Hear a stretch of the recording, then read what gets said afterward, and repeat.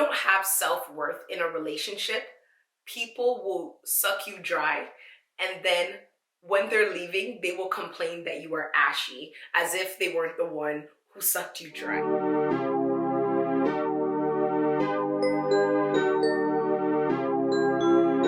Hey friend, welcome to my channel, and if you're a returning subscriber, welcome back.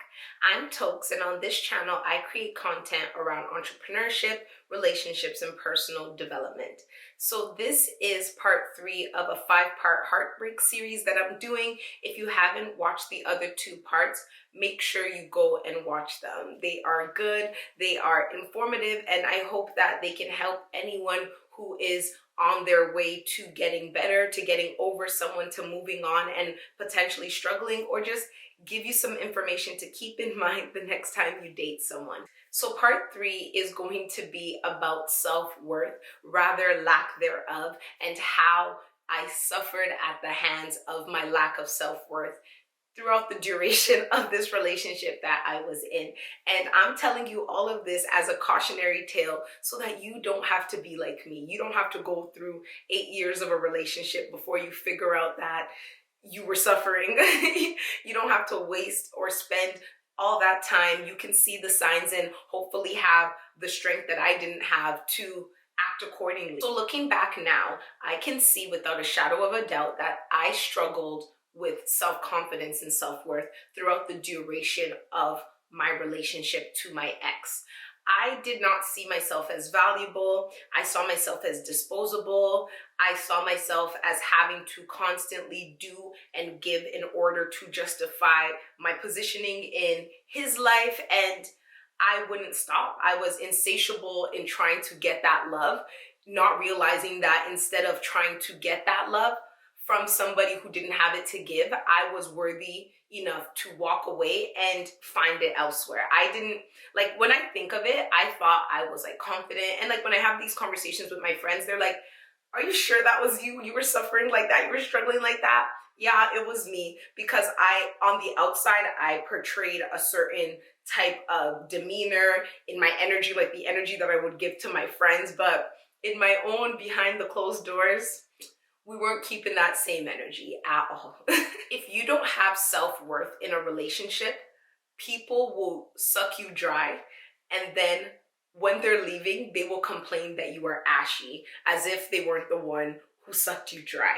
And this is what I went through. Like when I think back to the moments, the things that I allowed, the things that I didn't stand up for, no wonder.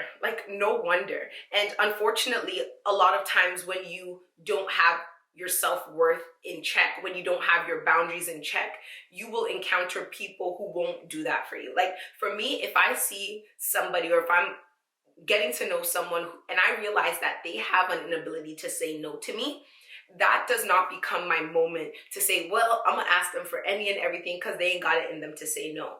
I care, I'm compassionate, so therefore I will be like, I know you would want to do this for me, but you've been doing a lot right now, like, it's okay. Be good to people, but make sure you are also people.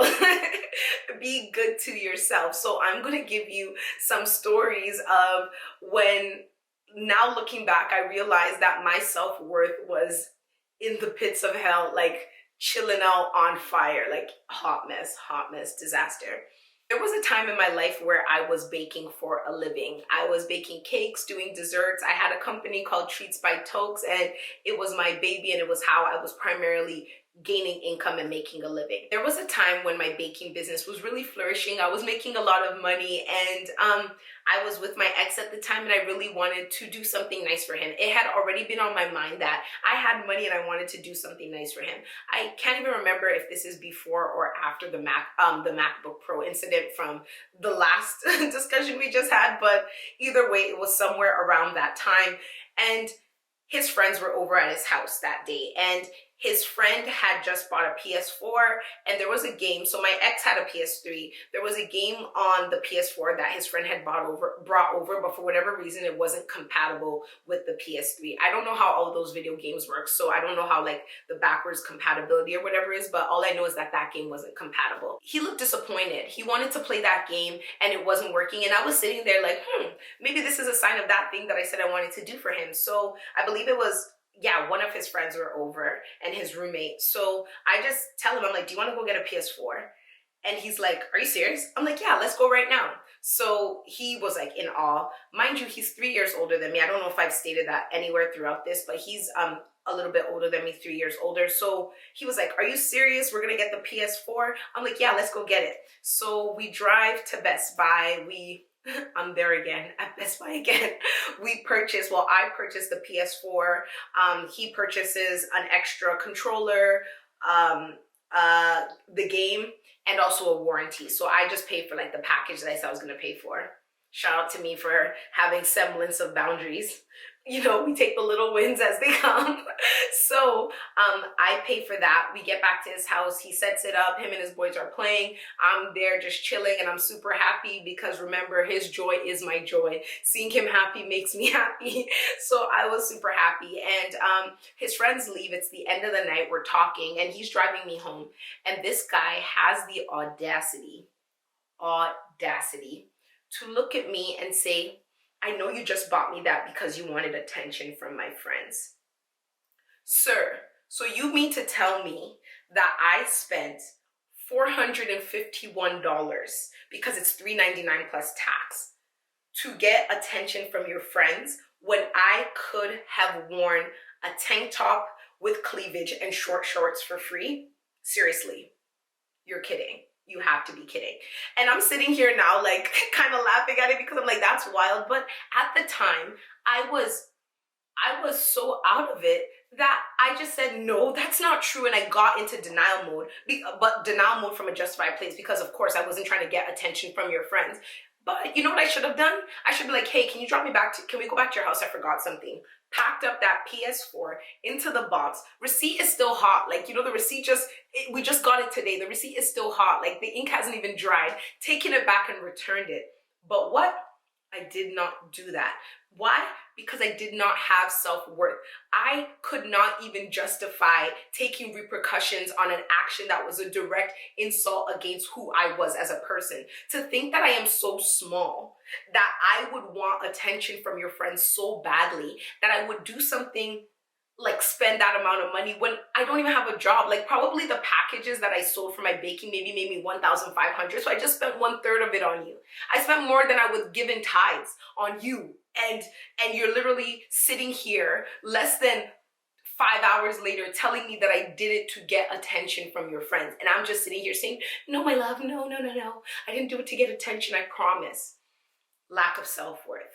Another instance, I spoke about like the cooking situation and how I would cook 5 days, 7 days worth of meals for this guy every single week for about 2 or 3 years. And I remember getting to his house sometimes. So I would go to church, and after church, I'd come over to his house because he lived near my church. And when I got to his house, he hated the grocery store. So when we would go do groceries, he'd give me the list, but I'd be the one to go in and get it. But obviously he'd pay. And I'd get back to his house to start this meal prep, and there would be dishes in the sink from God knows when. And these dishes would be dirty. Sometimes there would be a few, sometimes there would be a lot. And I remember one time saying, you didn't even wash the dishes before I came. And he's like, oh, I'm sorry. And what would I do? I would proceed to wash the dishes. From there, I would now cook the meal. And then I remember there was a time where after going to church, washing the dishes, going grocery shopping, cooking the meal, I was super exhausted. I'm like, oh, can you drop me home now? And he's like, so you're not going to wash the dishes before you leave? For somebody who is cooking for you for the week. So all you have to do is grab a breakfast sandwich for the morning and literally just pop lunch and dinner in the microwave and not have to think about food for the whole week. You're going to make them wash the dishes when they washed your previous dishes that you couldn't even clean the kitchen for. But me, lacking boundaries, lacking self-worth, what did I do? Scrub-a-dub-dubbed for another 20 minutes, wipe down the kitchen before I left. And this is the thing, right? Like, I'm not going to sit here and ever put all of the blame on him. Yes, he absolutely has his flaws, but me, myself, what was I doing? Like, was I okay? I literally could have been like, if you don't wash these dishes, I'm not getting started on this cooking. I'm gonna leave you with the groceries and I'm gonna go home. I could have easily said that, but instead, my boundaries, my self-worth were in the pits of hell. So I would sit here and wash your dishes before, stand for 4 hours cooking, wash dishes for another 30 minutes after, have you drop me home, then go cook for myself for the week, prep my stuff, and then hop in bed exhausted because I've been on my feet, including church, for like 6 hours of the day, doing most of that for you. And when I think back to this, it's like I felt that if I stopped doing what I was doing, he wouldn't care about me anymore. And I also felt that if he didn't care about me anymore, there was nothing better outside of him for me. I may have not been able to admit this with my tongue. I may have not been able to justify this in my mind, but that's what my actions were dictating. My actions were dictating an intense lack of self-worth to the point where I didn't feel like I had any hope outside of him. Yeah, if you were to ask me objectively, do I think I'm a catch? I'd say yes. Do I think I bring a lot to the table? I'd say yes. I'd say I even brought the floor sometimes that the table sat on, to be very honest. I'd say yes to all of that, but then were my actions moving in the same amount of energy that my words were? Absolutely not. There was another time, these stories, they just keep piling on back. There was another time where he used to play piano, and when he moved from like one of his places, his piano had an issue, so he threw it out. And I'm like, I love the fact that you do something musical and creative just for yourself instead of all the work and the business stuff constantly, right? So I bought him a piano. Well, a keyboard with a stand. And I remember taking this keyboard and stand and taking it to his house, surprising him with it, just like impromptu. And he gets it, he thanks me, and then he goes, "You didn't even get me a bench?" Sir, sir, I just bought you a keyboard. I just bought you a keyboard. Go on Kijiji and buy the $20 seat. Like, pull up one of the chairs from your house. Like, something like that where it was still in the box and I could have easily taken that box back to Best Buy.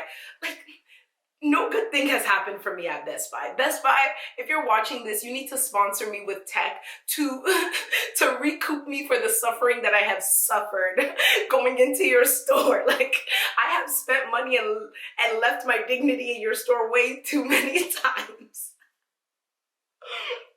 So yeah, like, looking at that, the keyboard was still in the box. The stand was still in the box. I could have literally packed it up. Receipt was still hot because I legit just came from Best Buy, which was like a 20-minute drive from his. I could have just returned that and kept my money, but I did not.